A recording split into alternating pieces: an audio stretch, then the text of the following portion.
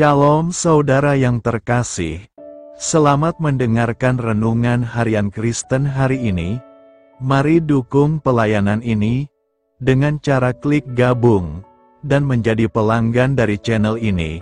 Semoga kebaikan dari saudara yang terkasih semua dapat menjadi berkat bagi banyak orang. Shalom saudara yang dikasihi, di dalam nama Tuhan Yesus Kristus. Selamat malam, salam sejahtera untuk kita semuanya, dimanapun saudara yang terkasih berada. Kiranya damai dan sukacita dari Roh Kudus melimpah di hati dan kehidupan saudara yang terkasih semuanya, dan semoga saudara terkasih dalam keadaan sehat selalu. Sebelum kita mendengarkan renungan firman Tuhan pada malam hari ini, marilah sama-sama kita berdoa. Bapa kami di dalam kerajaan sorga, Bapa yang baik, ajaib, dan penuh kasih karunia. Bapa yang kami muliakan, di dalam nama Tuhan Yesus Kristus, kami mengucap syukur Bapa, oleh karena pertolongan dan penyertaan-Mu di sepanjang hari ini. Kami boleh dimampukan Bapa untuk melewati hari ini, untuk melakukan apa yang menjadi tugas dan tanggung jawab kami, melakukan segala aktivitas kami, dengan pertolongan-Mu Bapa. Terima kasih ya Bapa. Pada saat ini kami kembali akan merenungkan kebaikan firman-Mu. Berbicaralah kepada kami Bapa, urapi kami, jamah hati kami, supaya kami mengerti akan kebaikan firman-Mu. Terima kasih Bapa, dalam nama Tuhan Yesus Kristus, kami berdoa. Amin. Sahabat suara kasih, ayat pembacaan Alkitab kita hari ini terambil dari Kejadian 6 ayat yang ke-5 sampai 8, Kejadian 6 ayat 5 sampai 8. Ketika dilihat Tuhan bahwa kejahatan manusia besar di bumi, dan bahwa segala kecenderungan hatinya selalu membuahkan kejahatan semata-mata, maka menyesallah Tuhan bahwa Ia telah menjadikan manusia di bumi, dan hal itu memilukan hatinya. Berfirmanlah Tuhan, Aku akan menghapuskan manusia yang telah Kuciptakan itu dari muka bumi, baik manusia maupun hewan dan binatang-binatang melata dan burung-burung di udara, sebab Aku menyesal bahwa Aku telah menjadikan mereka. Tetapi Nuh mendapat kasih karunia di mata Tuhan. Judul renungan kita hari ini adalah Beroleh Penyertaan dari Tuhan. Sahabat suara kasih, Alkitab menyatakan dengan jelas bahwa pada zaman Nuh semua manusia telah rusak berat perbuatannya, bahkan segala kecenderungan hatinya selalu membuahkan kejahatan semata-mata. Saking jahatnya sampai-sampai Tuhan merasa menyesal telah menjadikan manusia. Namun di tengah-tengah dunia yang begitu jahat itu, Tuhan masih mendapati satu pribadi yang berkenan di hatinya, yaitu Nuh, seorang yang benar dan tidak bercela di antara orang-orang sezamannya. Menurut bahasa Ibrani, Nuh berasal dari kata Noah atau Noah yang berarti istirahat, tenteram, atau memiliki makna sabat atau penghiburan. Faktor apa saja yang membuat hidup Nuh dikenan oleh Tuhan?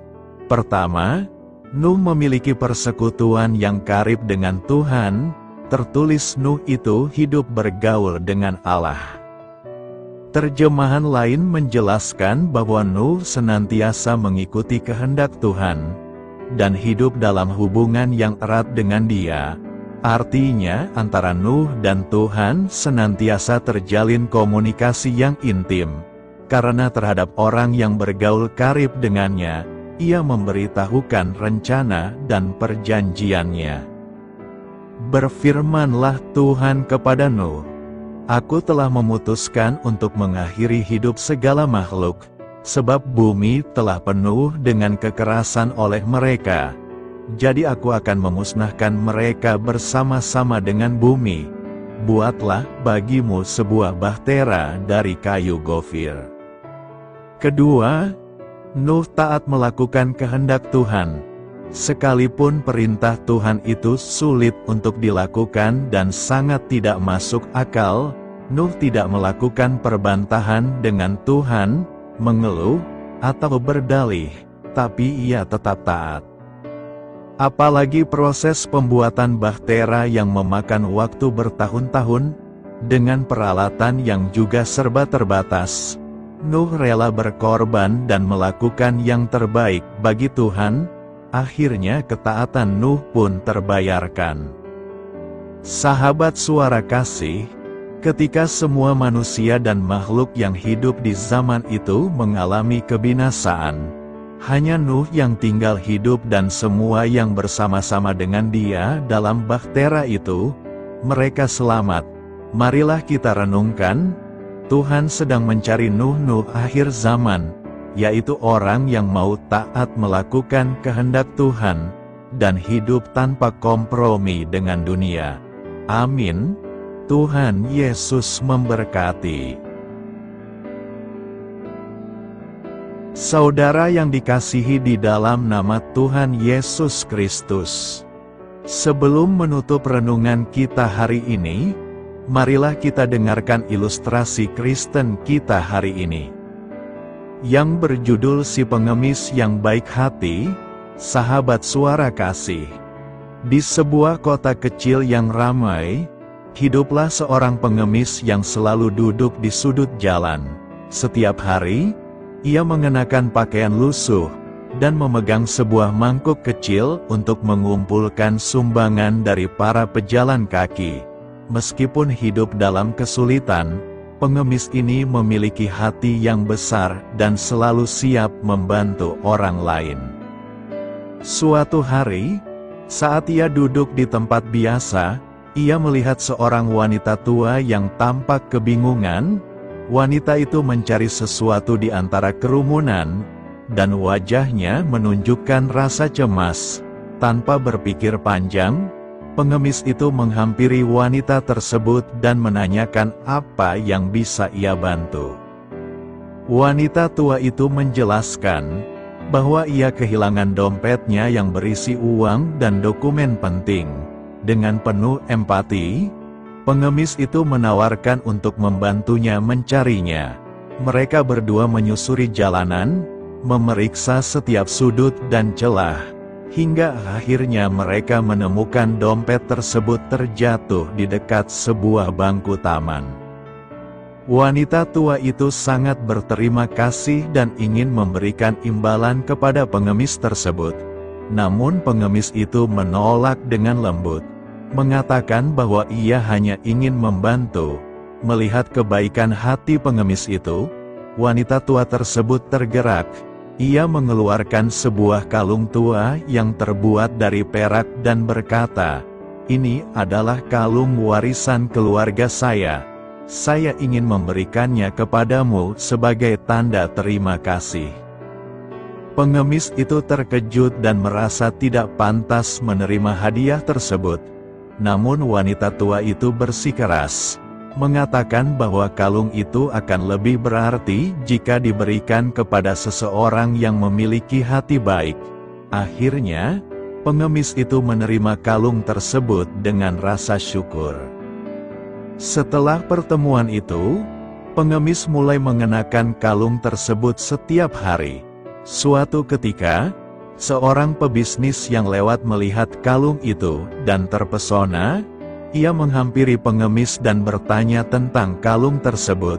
Setelah mendengar cerita tentang kebaikan pengemis, pebisnis itu tergerak dan menawarkan pekerjaan kepadanya di perusahaannya. Dengan penuh rasa syukur, pengemis itu menerima tawaran tersebut. Ia mulai bekerja dan berusaha keras. dan berkat dedikasi serta kebaikan hatinya, ia cepat mendapatkan kepercayaan dan penghargaan dari rekan-rekannya.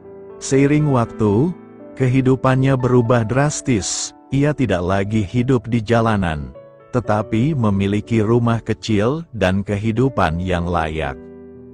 Sahabat Suara Kasih, kisah pengemis yang baik hati ini mengajarkan kita bahwa kebaikan tidak pernah sia-sia. Tindakan kecil yang tulus dapat membawa perubahan besar dalam hidup seseorang. Kebaikan hati dapat membuka pintu-pintu berkat yang tidak terduga.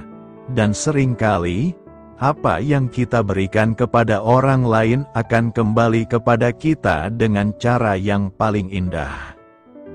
Marilah kita renungkan, karena itu mari kita terus berbuat baik, tidak peduli seberapa kecil tindakan kita, kebaikan dapat membawa perubahan yang besar, baik dalam hidup kita maupun dalam hidup orang lain. Mari kita berkomitmen untuk menjadi saluran kasih dan kebaikan Tuhan di dunia ini, sehingga hidup kita dapat menjadi berkat bagi banyak orang. Seperti Galatia 6 ayat 9 mengatakan, "Janganlah kita jemu-jemu berbuat baik, karena apabila sudah datang waktunya, kita akan menuai, jika kita tidak menjadi lemah." Amin. Tuhan Yesus memberkati. Saudara yang terkasih, demikianlah renungan kita pada malam hari ini. Semoga menjadi berkat dan kebaikan bagi kita semuanya. Dan untuk menutup renungan kita pada malam hari ini, marilah kita berdoa.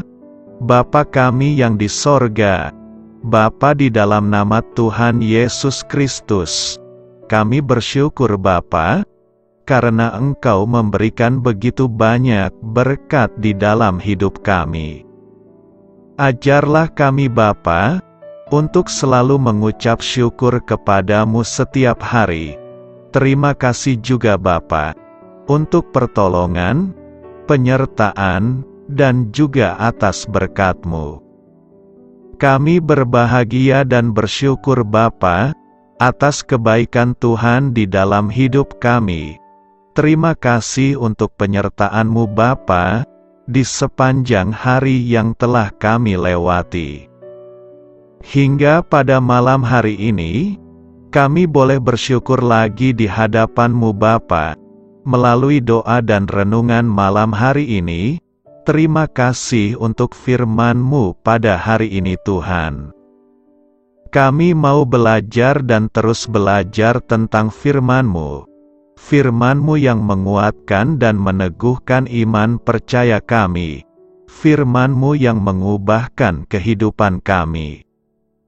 Kami mau melakukan firman-Mu Bapa, di sepanjang kehidupan kami, agar kami menjadi kuat, berjalan bersama dengan Engkau. Terima kasih Bapa, untuk nafas kehidupan yang masih Engkau berikan. Kami mau pakai kehidupan kami, untuk hormat dan kemuliaan nama-Mu.